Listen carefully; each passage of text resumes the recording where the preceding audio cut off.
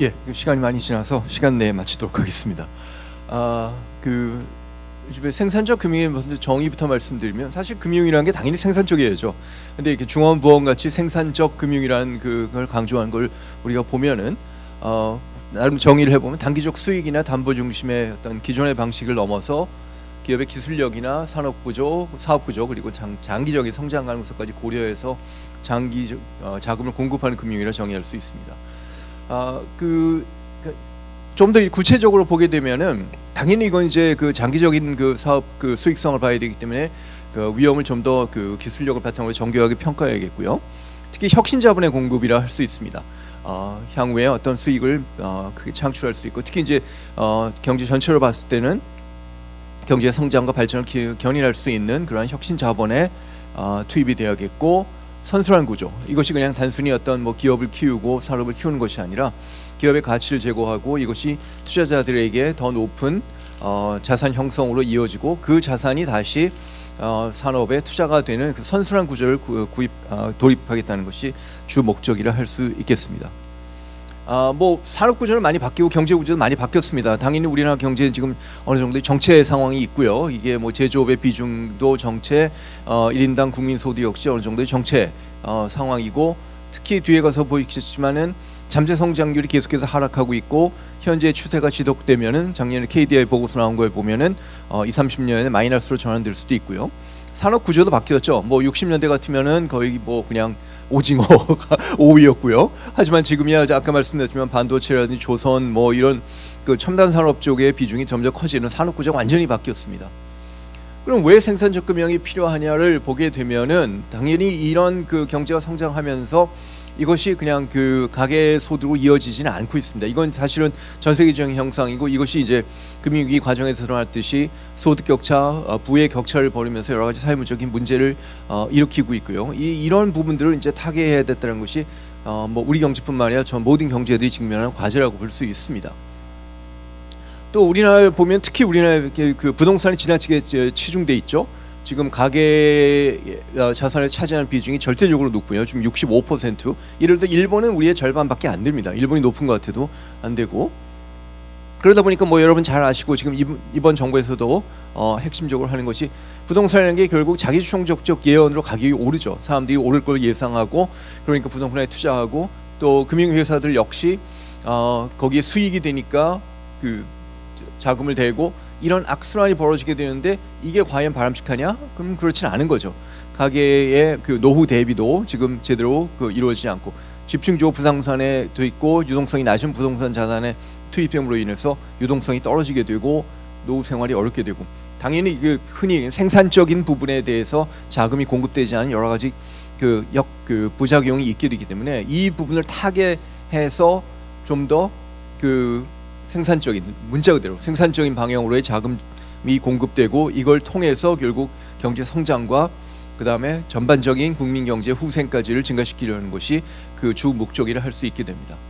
예를 들어 뭐 여러분 보시겠지만 특히 이제 증권사 같은 경우에 보면요, 이번에 이제 그 IMA가 세 군데의 대형 증권사에 지정이 되고 그 증권사들에 대한 여러 가지 이제 그 방안이 그 금융위에서 마련됐는데 그 문제 의식을 보게 되면 그 기업 어음 발행을 통해서 증권사의 자금 조달 규모를 굉장히 늘려놨는데 대부분 이 자금이 결국 부동산에 들어갔던 거죠. 예를 첫 번째 줄에 보시겠지만은 종투사, 그 대형 증권사의 모험 자본 비중이 전체 2.3%밖에 안 됩니다. 그럼 나머지는 어디에 들어갔냐? 대부분이 부동산에 들어가는 거죠. 그것이 이제 예를 들어 프로젝트 파이낸싱 같은 데 들어갔고요. 이런 부분들을 타개해서 결국 그 모험 자본에 대한 공급을 늘리고 이걸 통해서 앞서 말씀드렸던 경제 전반의 선순환을 일으키겠다는 것이 그 주 목적이라 할 수 있게 됩니다. 뭐 지금 경쟁이 심화되고 있고요.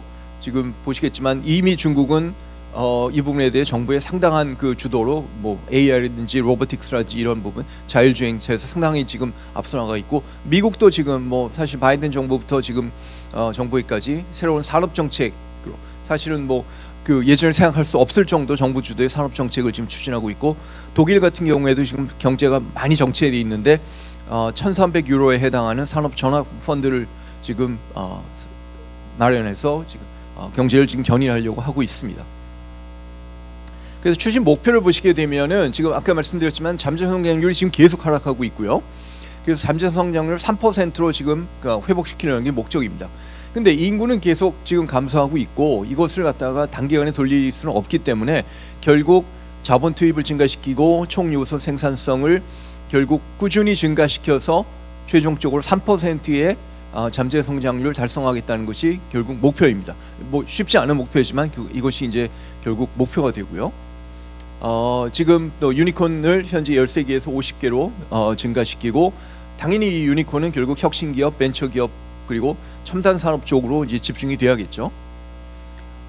그리고 이제 특히 우리나라의 경우에 문제가 되는 수도권 집중, 그래서 지역 발전까지도 이걸 통해서 달성을 하고, 예를 들어 호남에는 AI 에너지, 충청은 반도체, 바이오, 영남은 모빌리티, 조선, 강원 제주는 그린 에너지, 관광 이런 쪽으로 해서 지금 지역 균형 발전까지로 하려는 것이 이 큰 주제로서의 생산적 금융의 목표를 할 수 있습니다.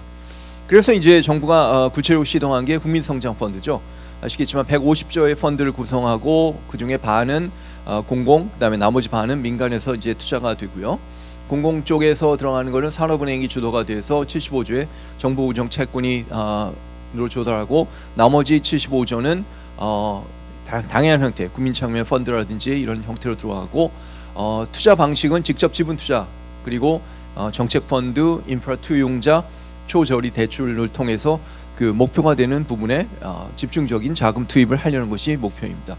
주로 어디에 투자해야 되냐 보면은 뭐 보시겠지만은 크게 보면은 3대 축, 메가 프로젝트, 특히 그 GPU를 위한 AI 데이터 센터, 그다음에 밸류 체인 생태계, 그다음에 지역 성장 펀드 이런 쪽으로 들어갔고요. 뭐 산업은 여기 나온 게 10개 첨단 전략 산업, 90개 그 기술이 있게 됩니다. 뭐 말씀드린 바와 같고요. 그럼 기대 효과는 당연히 그 산업 경쟁력, 절차는 이제 정책금융 협의회가 있게 됩니다. 여기에서 결정을 하고 기금운용심의회에서 구체적인 안건을 심의해서 최종적으로 이제 선정이 돼서 자금이 투입이 되고요. 그럼 말씀드린 대로 결국 선순환을 구축하자는 거예요. 새로운 선순환. 아까 부동산과 같이 어떤 부정적인 순환 과정이 아니라 결국 혁신 자본이 공급이 되고 기술력과 생산성이 제고되고 해당 기업의 가치가 제고되면 당연히 여기에 투자한 투자자들의 부가 증가하고 그 자산이 증가한 것이 다시 혁신 자본에 투자되는 선순환을 구축하자는 것이 구체적인 목표입니다. 그래서 제도 개혁은 뭐 여러 가지가 있는데요. 뭐 정책 금융에 대한 개선 부분, 그 다음에 최근에 이제 모험 자본에 투입하다 보면 당연히 이제 실패가 높겠죠. 이 부분에 대한 면책을 준다든지, 그리고 종투자 제도의 개선해서 최근에 IMA 제도를 강화하고 세 군데 IMA를 허용하면서 모험 자본에 대한 그 공급을 의무화하는 이런 식의 목표를 두고 있습니다. 그리고 여러 가지 부동산에 억제하는 다주택 양도세 감면, 지방 이전에 대한 인센티브를 준다든지 이런 부분들이 지금 제도적으로 이루어지고 있고요. 그래서 1차 전환은 부동산에서 결국 첨단 산업으로의 자금 전환이 있고, 수도권 집중해서 지방으로 예금 부동산에서 자본시장 참여, 이와 같은 그것을 통해서 결국 앞서 말씀드린 선순환을 달성하겠다는 것이 목표입니다.